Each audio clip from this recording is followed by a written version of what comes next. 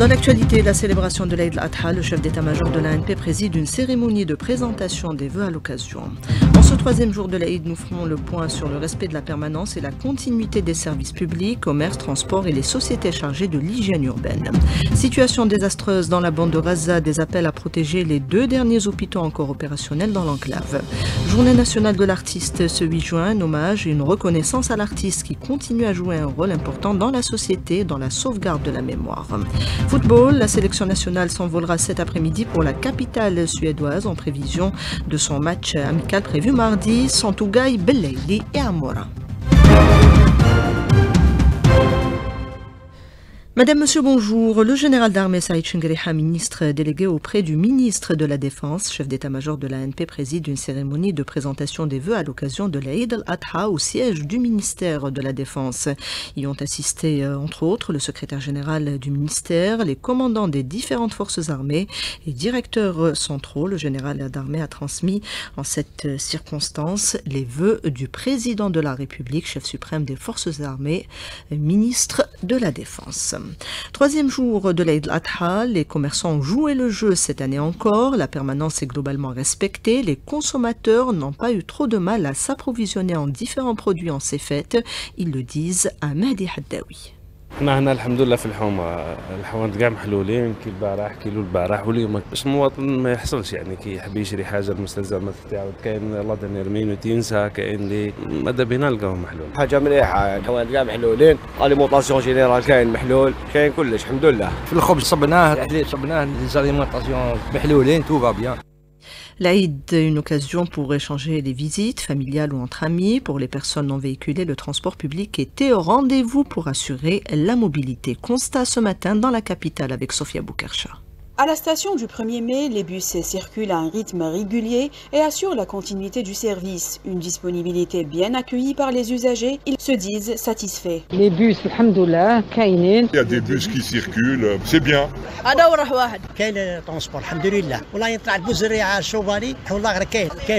J'ai pris un Itusam Champ de Manœuvre et ça peut aller rapidement de transport Lyon. Le métro, lui aussi, est en service. Rapide et pratique, il reste une option privilégiée pour de nombreux usagers. On a pris le métro, moi et mes enfants. Je vais aller à la Ouadia. Bien, la c'était rapide.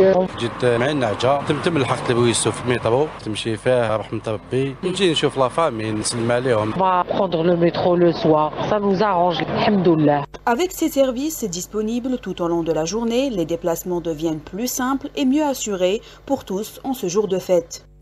Disponibilité des moyens de transport également du côté de Bouéra, nous dit notre correspondant sur place, Aris Chachoua. À chaque fête religieuse, le manque de transport devient un véritable casse-tête des citoyens. Ce n'est pas le cas pour cette année. Une amélioration notable est à saluer. Des mesures exceptionnelles ont été prises pour assurer une meilleure fluidité des déplacements durant l'Aïd. L'Akhdar Zahwa, directeur de transport de la Wilaya de Bouéra. فيما يخص أيام العيد، اليوم الأول لم نسجل حركة كبيرة، اليوم الثاني حركة عادية، أما اليوم رانا نشاهدوا باللي عالية، ويبقى المفتشون يتابعون بسير العملية التي أشرف عليها شخصيا أنا بمحطة نقل المسافرين لبويرة وسور روزلان. C'est aussi l'avis des voyageurs. كمسافر متنقل من ولاية البويرة إلى ولاية قسنطينة، اليوم ستوفر النقل على مستوى محطة النقل لولاية البويرة إلى جميع الولايات. Les voyageurs espèrent voir ce type de dispositif se généraliser à chaque événement d'envergure. Bouéra, Aris Chachoua, Adjichan 3. Le ramassage des déchets a été assuré durant ces jours fériés. La société Netcom dans la capitale a veillé au grain. Constat d'Ibti Haladoun. Présents sur le terrain, les agents de Netcom s'activent dans les différents quartiers de la capitale. Une mission difficile mais menée avec rigueur et détermination. D'ailleurs, l'agent Netcom affirme maintenir la cadence et insiste sur l'importance de la collaboration citoyenne pour préserver ses efforts. Nous sommes mobilisés en ce troisième jour de l'Aïd al-Adha. D'ailleurs, nous avons également travaillé durant les 2 premiers jours. L'opération s'est déroulée dans de bonnes conditions avec une augmentation des rotations pour le ramassage des déchets, notamment ceux liés au sacrifice. D'ailleurs, nous comptons 8 équipes sur le terrain. L'ensemble du personnel est mobilisé et plusieurs communes ont adopté ce même dispositif. Dans les ruelles, les citoyens observent avec satisfaction en saluant cette initiative.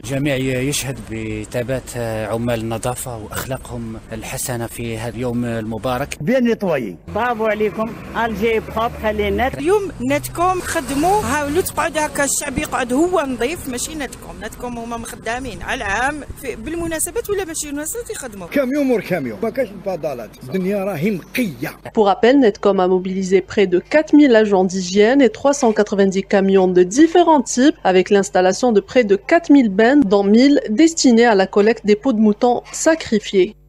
Et justement, la campagne de collecte des peaux de mouton a été rééditée cette année, une opération largement soutenue par les citoyens, selon Ghersatedj, directeur général de l'Algérienne des cuirs et dérivés, contacté par Lina Addouche. Cette opération s'est déroulée dans de bonnes conditions durant les 3 jours de la fête, grâce à une organisation rigoureuse et une mobilisation efficace des différents intervenants. La réussite de cette opération repose en grande partie sur la large participation des citoyens qui ont répondu favorablement aux appels lancés dans le cadre de la campagne de sensibilisation en amont de l'Aïd. Des points de collecte ont été installés dans plusieurs quartiers sur le territoire national et des équipes mobiles ont été déployées pour faciliter la récupération des peaux dans le respect des normes d'hygiène. Un système de coordination a également été mis en place entre les directeurs de l'industrie, les centres d'enfouissement technique et les collectivités locales, les associations et les professionnels du secteur. Et les services des urgences n'ont pas chômé durant ces jours de l'Aïd. Ils ont reçu un nombre important de personnes blessées par des objets tranchants ou contendants. Reportage ce matin à l'hôpital Salim Zmirli, signé Hassan Chemech. Durant les jours de l'Aïd, les services des urgences reçoivent énormément de blessés. Des personnes qui utilisent des couteaux, des haches et même des scies électriques lors du sacrifice. Une tronçonneuse, une scie électrique également. Ils l'utilisent pour découper le... D'abord, il faut pas que les gosses tournent autour. Tous les instruments qui pourraient servir au dépeçage du mouton, enfin de la forêt, ça pardonne pas. Le service des urgences de l'hôpital Salim Zmirli à El Harrach a reçu un nombre important de blessés, comme nous le confirme Zouber Rekik, directeur général de l'hôpital. Pour la journée de l'Aïd al-Adha, nos services médicaux ont reçu un nombre important de blessés, dû spécialement à la mauvaise manœuvre avec les outils tranchants, à savoir couteaux et haches, ce qui a provoqué des blessures plus ou moins graves, qui relèvent parfois de la microchirurgie de la main. La direction de l'hôpital Salim Zmirli a mis en place un dispositif spécial et a mobilisé tous les moyens humains et matériels afin de répondre à la demande. Notamment pluridisciplinaire avec le renforcement des gardes médicales en neurochirurgie, orthopédie et chirurgie générale et médecine interne, des spécialités généralement plus demandées. On a renforcé ce dispositif pour répondre adéquatement aux besoins des citoyens. En plus des blessés, les services des urgences ont reçu énormément de cas d'intoxication alimentaire et d'indigestion, souvent liés à une consommation excessive de viande. En ce 3e jour de l'Aïd, les pèlerins continuent à la lapidation de Satan avant de retourner à la Mecque pour une dernière circumambulation de la Kaaba. Le ministre des Affaires religieuses a affirmé que des mesures ont été prises pour permettre aux pèlerins algériens de quitter les campements pour rejoindre Jeddah et Médine avant le retour au pays. Le ministre de la Communication a présenté ce matin ses condoléances à la famille du défunt Abderrahman Mekhlef, ancien journaliste à l'APS. Mekhlef a fait notamment partie des journalistes qui ont participé à la création de l'agence Presse Service après l'indépendance. Il s'éteint à l'âge de 88 ans. La flottille de la Liberté se rapproche de Gaza alors que l'armée d'occupation se prépare à prendre le contrôle du navire et à l'escorter avec arrestation et expulsion des militants à bord. 100 députés européens ont signé une lettre demandant la protection du navire et un accès de l'aide humanitaire sans entrave. Un appel qui ne trouvera aucun écho auprès du gouvernement Netanyahou, souligne René Brouman, médecin et figure de l'humanitaire contacté par la Béa Slimani. Le soutien des députés européens à la flottille de la Liberté, ça donne plus de force, plus de poids politique à cette flottille de la Liberté, qui elle-même est une excellente initiative parce qu'elle contribue à mettre la pression sur les Israéliens, une pression symbolique, car ce ne sont pas les quelques produits que contiennent les bateaux de la flottille de la Liberté qui vont être significatifs pour les Gazaouis, parce qu'ils ont besoin d'à peu près 600 camions d'aide par jour. Là, on a l'équivalent d'un seul camion. C'est vraiment d'abord symbolique, mais les symboles comptent, ils pèsent très lourd dans cette situation. Donc je pense que les Israéliens, je suis absolument certain que les Israéliens vont arraisonner cette flottille, vont la bloquer dès qu'elle sera à proximité des eaux territoriales.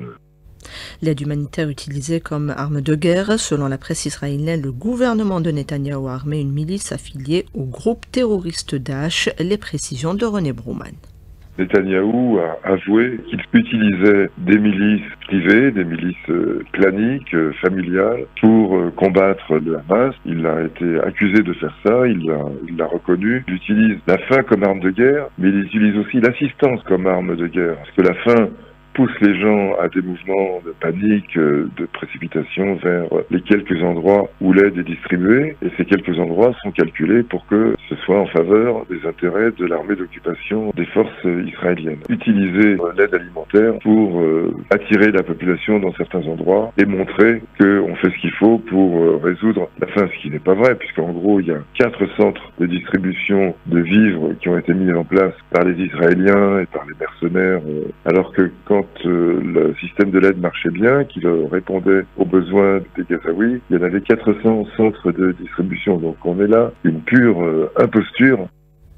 L'entité sioniste qui continue également sa guerre contre les hôpitaux de Gaza.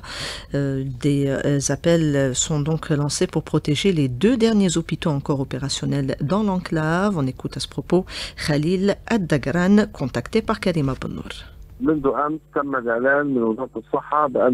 Hier, nous avons annoncé qu'il nous restait que 3 jours avant l'épuisement du carburant dans les hôpitaux, qui vont s'arrêter complètement, ce qui constitue un danger pour tous les malades et les blessés. Nous implorons la communauté internationale et les organisations mondiales, et à leur tête celle de la santé, afin de faire pression sur l'occupant qui ne respecte aucune convention qui protège le cadre médical, les institutions de santé, comme le stipule la Convention de Genève. Et depuis le début de la guerre, on enregistre plus de 1800 membres de la santé tués et environ 600 cadres médicaux emprisonnés et plus de 3000 employés de la santé blessés à Gaza. Le porte-parole de l'hôpital Shuhada Al-Aqsa.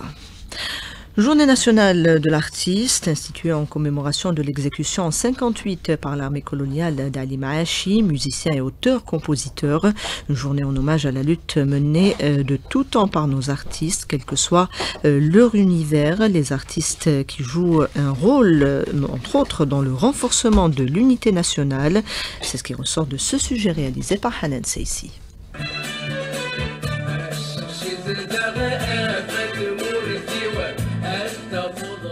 Porteur d'émotions, de mémoire et d'espoir, lorsque l'artiste a le talent de donner forme à ce que beaucoup ont du mal à exprimer, son impact devient bien plus important lorsqu'il s'agit de la cause nationale, estime l'auteur-compositeur et interprète Sadr Jemaoui. On a un rôle à jouer par rapport de ces attaques récurrentes contre l'Algérie. L'artiste doit être vigilant, clairvoyant, il doit avoir d'abord une très très bonne écoute, il doit être sensibilisé, il doit savoir quels sont les amis qui nous ont aidés pendant la Révolution et ceux qui se sont opposés à notre indépendance pour sensibiliser le peuple. C'est un engagement éternel. Connu pour ses chansons patriotiques, Dounia El Jazairiya souligne « L'artiste est une force de mobilisation ». Que ce soit par l'initiative ou la participation dans la consolidation du front interne. L'artiste est aussi l'image du pays. Aujourd'hui, il a un rôle, une mission pour défendre les valeurs et les principes nobles. Pour le chef d'orchestre Khalil Baba Ahmed,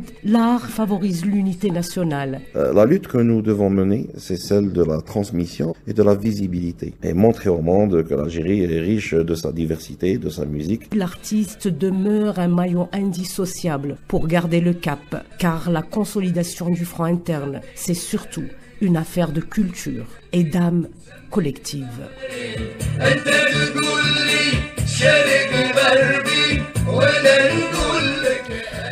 L'actualité sportive à présent avec vous, Hamza Rahmouni, c'est notamment le déplacement de la sélection nationale de football. Cet après-midi, elle s'envolera donc pour la capitale suédoise. Départ ce dimanche en début d'après-midi à destination de Stockholm en prévision de cette rencontre amicale, la deuxième de cette fenêtre FIFA du mois de juin prévue ce mardi à 18h à Stockholm face à la Suède. Mohamed, les Verts qui seront privés des services de 3 joueurs clés, à savoir les 2 sociétaires de l'Espérance de Tunis, Youssef Bellaili et Mohamed Amin Tougaï, concernés par la Coupe du Monde des clubs qui se déroulera aux États-Unis entre le 15 juin et le 13 juillet. Également, l'attaquant Mohamed Amin Amouara sorti sur blessure jeudi dernier au stade Shahid Hamlaoui de Constantine face au Rwanda, une rencontre qui a vu les Verts s'imposer sur le score de 2-0.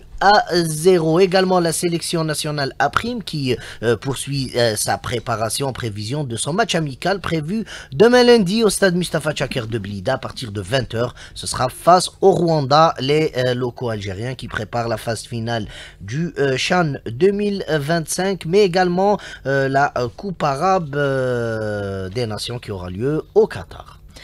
Merci Hamza Rahmouni. On retiendra également la finale de Roland Garros cet après-midi. On passe tout de suite à la météo avec vous, Karima Benour.